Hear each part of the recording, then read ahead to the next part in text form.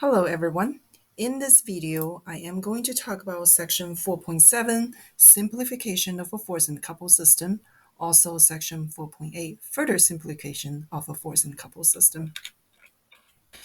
So in 4.7, what we're doing here is that, let's say we have multiple forces and multiple moment being applied to a rigid body. What we're doing is, what if we can combine all of these forces and moments into one single force in a couple moment having the same external effect? So in other words, when there are multiple forces and moments applied to the rigid body, things are getting complicated.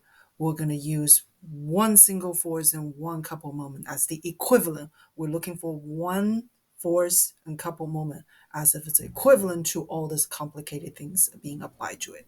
So the two force and couple systems are called equivalent systems since they have the same external effect. We want it to replace with one, and this one is going to have the same external effect on this rigid body.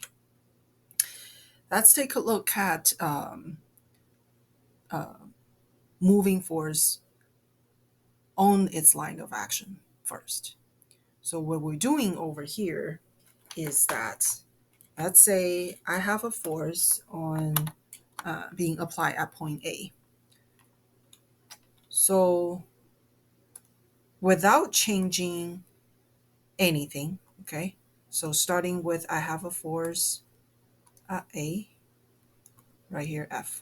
Without changing anything, let me add two forces equal to the magnitude in opposite direction at point B. So this F, two forces on F equal magnitude, opposite direction, it's equivalent to adding to nothing at point B. Okay, so that's what we're doing on the second diagram. Now looking at this whole body together, I can cancel out, let me use a different color, I can cancel out this force and this force. So what you only have left is this one. So in other words, originally, so let me get rid of my annotation. Originally, I have one force here. After I adding this couple on point B equal magnitude and opposite direction, so the one, and then looking at the whole system overall, the one for A, you have one to the right, and then at point B, you have another one to the left. Overall, you have only this one left. Okay, so going from the first diagram to the last diagram, we slide this force factor from one side of the body to the other side of the body. So a force factor is called a sliding factor, but the internal effect of the force in the body does depend on where the force is being applied. Okay, so when both points are on the vector's line of action, and remember the line of action is horizontal for this one. All the forces I'm adding in is horizontal, original force is horizontal.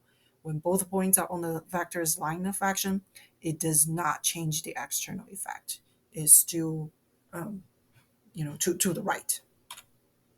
Now, whereas if I have a force being vertical, okay, starting with the vertical force on your diagram one, I am adding a couple force, same magnitude, equal magnitude, opposite direction on the other end of the body.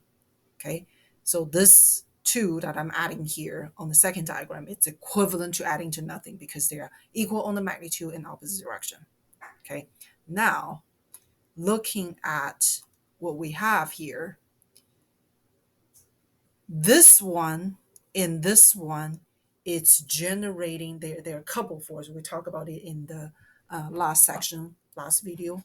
Okay, they're generating a moment. If I want to get rid of these two red ones that I circle, I need to find, because they're generating a moment. It's kind of like you're turning the wheel, right? So over here, it's generating a moment, and the magnitude of that moment is going to be F force times the distance. Okay, hope that helps you. So essentially, in this case, when the force is moved, but not on this line of action. Line of action is vertical. I am not moving along the vertical direction. Yes, I am moving it to a different location horizontally. So there is a change on the external effect. So essentially moving a force from point A to point B, require requires creating an additional couple moment. Okay, from here, so your moment, because the force up and down, the two red ones that I circle, they're generating a couple moment. So moving a force means that you have to add a new couple. So since this new couple is a free vector, it can be applied at any point on the body. So whenever you see several forces and couple moment acting on a body, you can move each force and its associated couple moment to a common point O. And now you, after you move all of them to a common point O, we can add all the forces and couple moment together and find one resultant force couple moment pair. Okay, so let's take a look at an example. Equations here.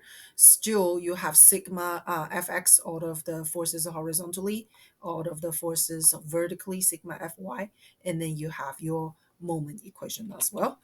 Okay, so let's take a look at an example. I will show you one more specifically. So in 3D, your three special cases, if the concurrent, coplanar, and parallel system of forces, the system can be always reduced to a single force.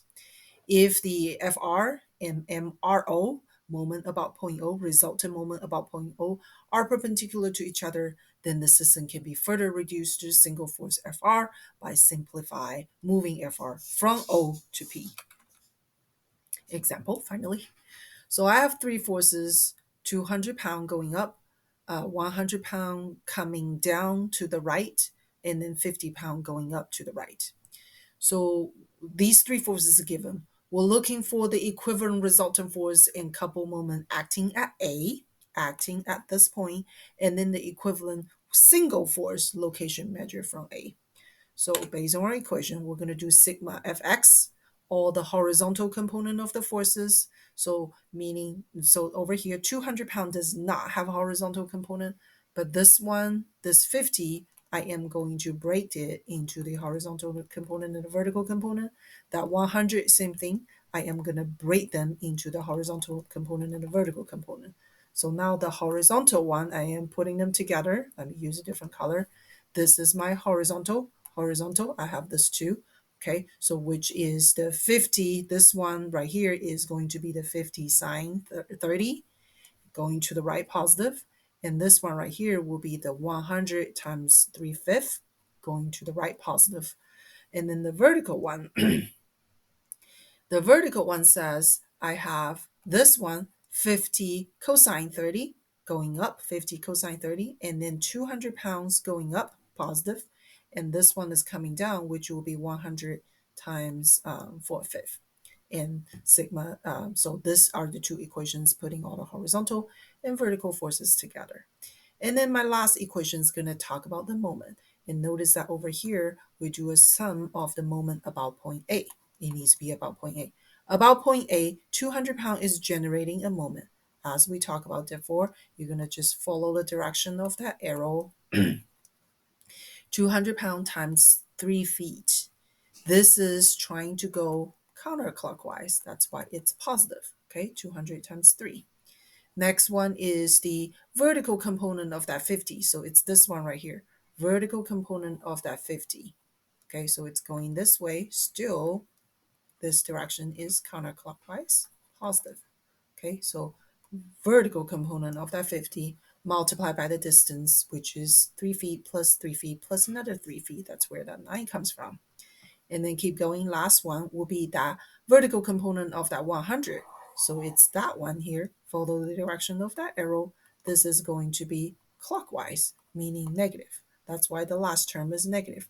100 times 4/5, and then the distance will be from here to here, right? Perpendicular distance 3 feet plus another 3 feet. That gives you 6 feet.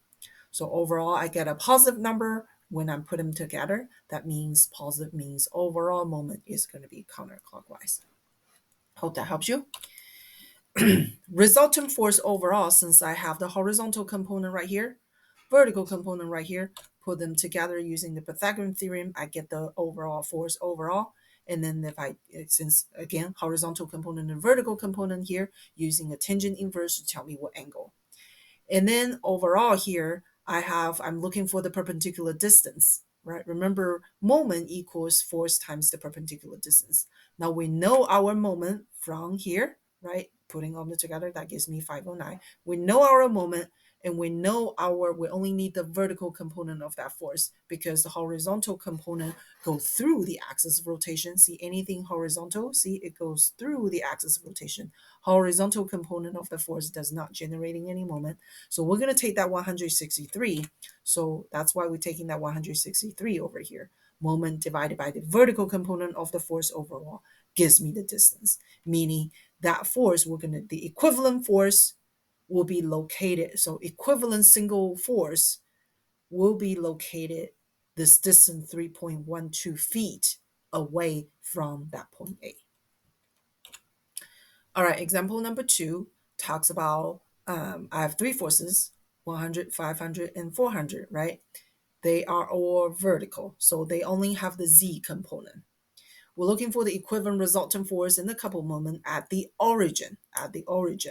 Okay, so again, forces 100K going up, negative 500K going down, negative 400K going down.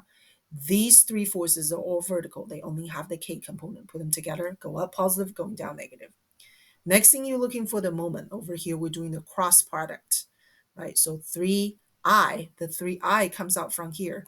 Okay, 3I is the distance from there to there.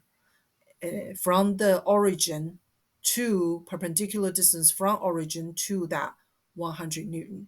It's 3 meter, and it's I because it's along the x-axis. Similarly, if you want to look for the 500K, right? 500K is coming down. You have 4I plus 4J. 4I says I have, let me use a different color. I am 4 meters 4 meters along the x direction away from the origin, and also I am 4 meters away from the along the y-axis away from the origin. So this is 4 meters here and that 4 meters there. That's where the 4i and 4j comes from. And then similarly, for that 400 Newton, it's negative 400K, right? But it's 4 meters along the y-axis only. So that's why you have a 4j here, and it's positive because it's going toward the positive direction of the y-axis. And then putting all that together, we can calculate the moment. Okay, now this moment right here has got the I component and the j component. What it means is that we're going to take the j component divided by the negative 800, which is the k, right? That will give me the x. How much is it away from me on the x direction? And then again, you take the x component, the I component, the 3600, negative 3600, divided by the negative 800, which is the magnitude of that force. That will give me the perpendicular distance on the y direction. Okay, so that's where that x and the y comes from. The location. So we got the location coordinate for the x and the y. Next thing, we're going to look at this group problem. This is similar. This one's 2D. So I have three forces in the moment. Don't forget that moment, 1500 Newton meter. We want to look for the equivalent resultant force and couple moment acting on A, acting on this point A right here. And again, all of the forces here, I am going to break them into the horizontal component and vertical component if they're not horizontal and vertical. Horizontally, I'm adding them together. Okay. Vertically, I'm adding them together. Remember, we braid them. And then overall, because since I have these overall x, overall y, I am putting them together. This is should be a square, by the way. Okay, square, square, square root. And then to get the overall force. And then you do the tangent inverse to give you tangent inverse to give you the degree, what angle is the overall force. And then we're doing the moment. Moment says I have 450 vertical components generating the moment. Remember, we talk about horizontal moment because horizontal component pass through the axis rotation. Horizontal component does not generating any moment about point A. So all these are vertical component times the distance, and this is vertical 300. It's all of that 300 is vertical times the distance, and there's also that 700 cosine 30 vertical component of that 700 times the distance, and also you have that 1500 is already a moment, so we don't need to multiply by anything. This gives you a moment overall. Okay, next group problem. This one slightly more complicated is because it's 3D. We have force number 1 300, force number 2 200 at an angle. Last one is 100 Newton. It's along the y-axis. So let's put them down in the, with the IJK component, so that it will be a little easier for us to write our calculation. So the first one says 300K. 300K, it's K because it's vertically going up along the Z direction. Okay, so 300 Newton, all of that 300 Newton is along the K direction, along the Z direction. And then over here, that 200 Newton is slightly complicated. We have that 45-degree angle here. So some part of it, when you're doing the cosine 45, some part of it go to the I, which is along the x-axis. And then some part of it is along so when you project it, the other end will go along the negative direction of the Z. So you're doing the negative sine 45. That gives you the K component. And then that F3, 100 Newton, is along the y direction. That means you have that 100, you will have that 100 J. It's J, it's because it's along the positive y direction. And all that 100 goes to that positive y direction. Okay. And then also the next thing, there's actually a little typo over here. The R1 is 0.5. Magnitude total equal 0.5. However, it's along the y direction, so this should be a J, 0.5 J. And then R2 is 1.1 J. Okay, R2 is from here, from the origin to here. So 0.5 plus 0.6, that gives you 1.1 J. And then R3 should be J as well. The magnitude is correct, 0.5 plus 0.6 plus 0.8, that gives you 1.9. So that needs to be J because all of them are along the y-axis. And then the moment, the free coupled moment here, that's already there, 100 Newton meter along the K direction. And then the MC2 here is 180. Since I got an angle, I got to break them into cosine the I and the negative sine the K. So similar to the force. I'm putting that in there. So we got our IJK component broken down. Now we can put our forces together, F1, F2, F3. Putting all of them together, you have your IJK component, add them out together. This line right here tells you the force overall, having the F1 plus F2 plus F3. Next thing is your moment. Moment, there are two parts. There's the MC1 and MC2. Okay, MC1 is along the K direction. MC2, we learned that from the previous slide. There's a little calculation here. We break them into the I component and the K component. That's this one right here. This is your MC2. And then keep going. You have plus. The rest of them will be your cross product, R cross F. Okay. So remember, we make corrections on the R1, R2, and R3 here. So there's your R1, 0.5J, R2, 1.1J, and R3, 1.9J. And then with that together, putting it together with my forces, here is my 300K. That's my F1. So this one overall is my R1 cross F1. Second matrix is my R2 cross F2. Okay, here's my component for F2. And then the last one being my R3 cross F3. My R3 is 1.9J, and then my F3 is 100J, okay, because it's along the y direction. So all of them, doing my calculation, that gives me my moment overall. All right, that's all I want to show you in this video. Okay, let me know if you have any questions. Hope that helps you. Thank you for watching.